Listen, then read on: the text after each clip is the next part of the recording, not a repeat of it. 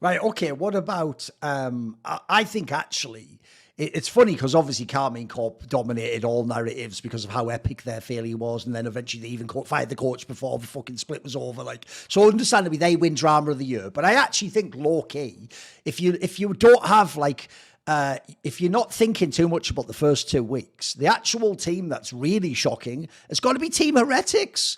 Like for real, if we look at how the split ended, they are frauds.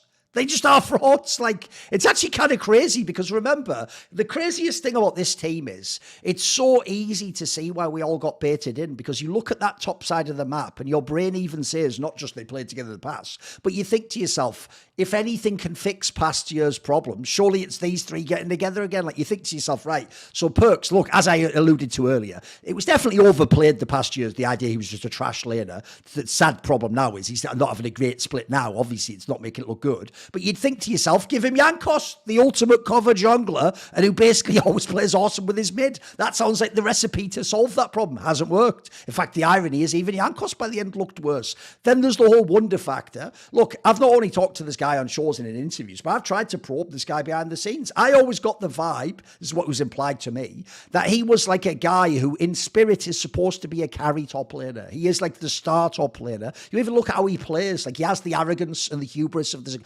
I'm going to smash the lane and get the solo kills and you can't dive me and I don't need the jungle help. But the problem is, in the teams, like, for example, when he had Reckless or when they had players like they had to play to bot lane, yeah, he would be the weak side, wouldn't he? He would just give up and be sacrificial. So I was hoping, right, well, in this team, you got Flackhead, mate. That's your green light to be the carry anytime you want. In fact, I even think that's what Flackhead's excellent at. The problem is, when you look at it, wonder, isn't it a guy who's going to play the carry every game? He's definitely not going to win every game. He's not going to win every lane. Like, if that was him years ago, that isn't him now. So the top side just has not lived up to the billing, quite frankly. They just haven't been that team. And also, this is the real killer for me. You notice I was doing an individual breakdown there. Dude, the one that actually kills my soul is where are all the genius map moves? You know what I mean? Like, the one thing I thought we would get from this team, Jensen, it's one thing I've always given Perks right to the very end is, even in those Vitality lineups, he would still go for like a crazy flank. He would try and do like a veteran move to win you a game, to get you back in a game. This is the key way to phrase it, to flip a game. Dude, they don't flip games. They actually like some sort of, they think they're like the Korean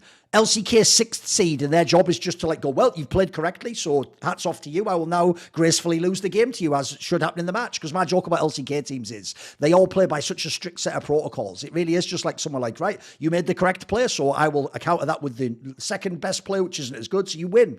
Well done, because that like makes sense to them. Whereas like, what I always thought was brilliant about the old G2 teams, especially with this core of players, was the idea like when it's going badly, you short circuit the game, you do some crazy play, you group up, you do a crazy skirmish play, or you get a kill somewhere, or you trade somewhere. They don't do any of this shit in this team. Like, it's actually a really underwhelming squad. Like, the joke is, at the end of the split, my biggest questions aren't for the players. It's actually, mate, what is Peter Dunn going to do? Because remember, his history is to get rookies who by definition are flawed and coach them up to a level where they're then like functional. In this scenario, I think he actually has almost the opposite scenario to his skill set historically. Like, it's what he actually has to do now, essentially, Jensen, is come into a group of they're all champions, remember. Every player's a champion on the team. He has to come into a group of established champions and seemingly get most of them to not play the way they currently view the game. I think that's one of the hardest tasks I've ever heard of. So, mate, go anywhere you want on this one. Where are you at with Team Heretics? I feel this is a buffet of analysis, if you want.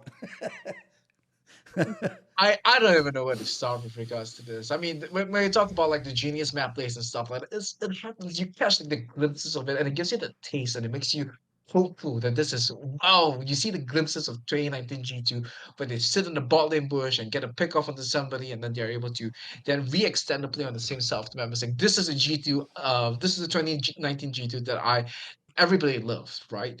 But seem to have a bigger grasp on the game right now, but." Right now, it feels like they're not ahead of the game. They're behind. They're trying to catch up to people.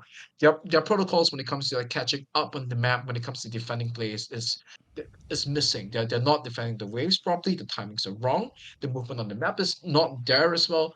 There are just so many pieces that are missing, right? Because the problem was that this is not 2019 G2 playing in 2020. This is 2019 G2 playing in 2024.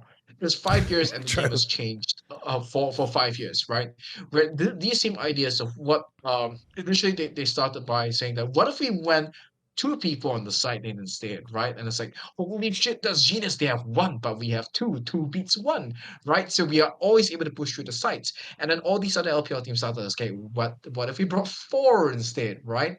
And then this is how the map control style of gameplay continues to evolve. And as a result of that, when they go back to this thinking, you don't see the support jungle connection that's really needed, and which is what the top LPL teams or even teams like BDS or the top 4 teams are doing these days when they're approaching the mid lane diamond or controlling the map at all. Um, when it comes to ensuring that the side that can push out, you only see the Yankos and Perks pairing over there, right? Which is what they used to do in the past. And this is where it's really the question of would a lower place tiered would a 5th place LEC team today be able to do well at the World Championship, say 7 years ago, right? And this is probably an evidence of that because of the knowledge scaling that happens in the game. You understand and you learn how the meta has evolved, and you're able to then reapply it back to that. And this has the same curse as the Hillside problem, right? Where because you're working with veteran players, instinctively, when they make the play, their body tells them that this is what helped them reach the finals of Worlds in 2019, right? I can't say for sure that's what might be that is what is happening, but this is the things that you have to look at as a coach, right? Where when you deal with veteran players, it's a lot more difficult to broach these topics with them, right? Because they'll turn around and tell you that this is the correct play, this is what has worked for me in the past, or they might tell you that. And it's a lot harder to deal with that, right? Because they have found so much success with this. It's very hard for them to change those habits, to change in their mind what is the positive experience, to then realize that, okay, the game has evolved in these ways. And then now you really have to break it down to them, not just once, not just twice, but repeatedly, and let them see it and not let their relationship become antagonistic at the same time, right? And because you got to let them see the light and at the same time not feel like you're shitting on whatever has brought them success in the past. So it's not a it's a very cursed chalice, right? But it's like what we said. If you're Peter Dunn, you cannot say no to this lineup. You're given the option, you'd be Oh, crazy you to have say to, of no. course, yeah. But Especially now like I you're say, drinking from the cursed chalice. like one, you're thinking that you're going to get all these benefits from having these veteran players, and then secondly, they're all champions as well. Like, yeah, the point is, if you're someone like him, like you've been playing the game on hard mode so much of your career, you want to be the guy where it's like, hey, I want to be like Dylan Flack. Give me the best players. Can I have a chance to win the championship? Like, because there's always a part of that I can tell you as well with these coaches, which is they're not all playing with an even deck. Some people have more powerful tools, as it were, than you do. So, eventually, you want a chance to play with the big toys, as it were. So, yeah, that's a tragic component for sure. You going to say something? Go on, jump in. Yeah, I was saying though, but from the interviews that I've heard, right, it actually sounds like he has a good relationship with the players. I think he has a Sure. great relationship with Jankos, and I think that that is a very important key here, right? But the good news is that when you watch the cameras and stuff like that, you still see a fair bit of smiles, right? The mood of the team is still r- rather cheery of sorts. It's as cheery as getting knocked out and being exposed Oh to yeah, by the prawns way, can be. that's something I should probably say really quickly because I guess some people only know like the on-camera personalities of these players. I can tell you that if you see people like Perks and Yankos laugh when they lose, that's not a bad sign at all. You're actually doing like a fucking Spanish fans versus Niski thing from MSI last year if you get mad at that. Like, you have to understand that's how they sort of like deal with the fact it's a fucked up game. Like, the joke is some of them probably laugh even more when they know the game was terrible and they played appallingly.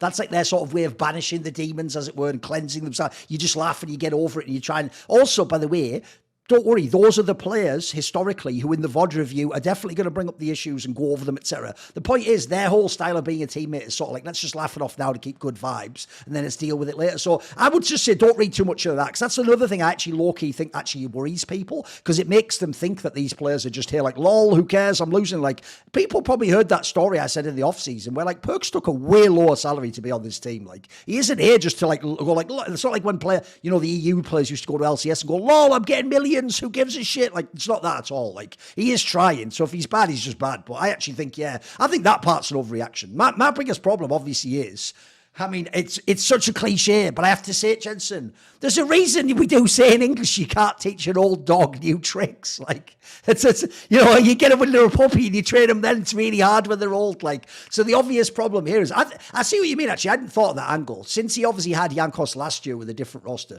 to be fair, they obviously have an experience of like changing how he plays, what his response. Maybe that can be the tweak, because I have to say, like I say, the others be having their issues, one thing, but I was really shocked by the Yankos drop off. mate. Like, to me, this guy has never stopped being an elite jungler for like 1 second for about 7 years or something. This split, he actually, towards the end, he had some dodgy games, mate. He actually had some which he was just bad, right? Yeah, I mean, it's really hard to tell like what's happening within that, right? Like it's a little easier to maintain your level as an elite jungler when you're the person that everybody looks up to. But now when you're bringing perks, you're bringing Wonder and all these people as well. Definitely the team dynamic changes quite a fair bit, and definitely what the team dynamic looks like right now is probably the key to the key to solving all these issues, right?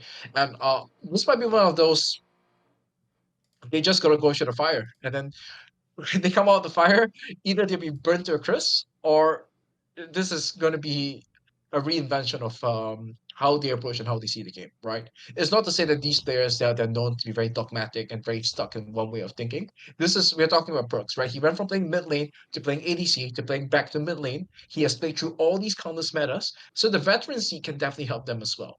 Right? So it's really a question of can they see what are the missing pieces, and can the coaching staff be the ones to go in there, right, to facilitate the process. And I think that this is the biggest difference, right, where it goes from teaching and explaining the differences to facilitating them and being able to conduct their analysis and what has helped them find all the success through all these years, to then be able to see that, okay, this is how the game has changed over these past few years. This is what I thought of when say if I'm Perks, right, this is what I used to think of when I was going to C9. This were the problems that we had, and then be able to just have a very long sit down, right? What TH needs is not scrims at this point of time. It's just a uh open up the memory archive like Morty's Mind Blasters and stuff like that from the Rick and Morty episode. Just take those memory valves and put it into each other. Help them see help each player see what the other person is seeing. Help them understand what they're thinking. And then they need to come together and cook up a soup, right? And hopefully the soup is going to be some of the best soup that Europe has ever tasted, or it might just turn out to be crap, you know. Of course, I'm living as very Schrodinger's box equation, but in order to brew that soup, for it to have any chance of that soup being amazing, that needs to happen. The chefs need to come together, infuse the NA style, the Eastern style, what they've learned from Korea, what Yankees has learned is stay in Europe all this time, right? And bring it together for them to then reinvent how they want to play the game. Or maybe they just watch YouTube and say, okay, this is this is what's effective, and then we just copy that. But if they do that, I'll be very disappointed. See more cool, funny, interesting clips based on topics from my content? Well, subscribe to this channel then, or, be a pleb and don't.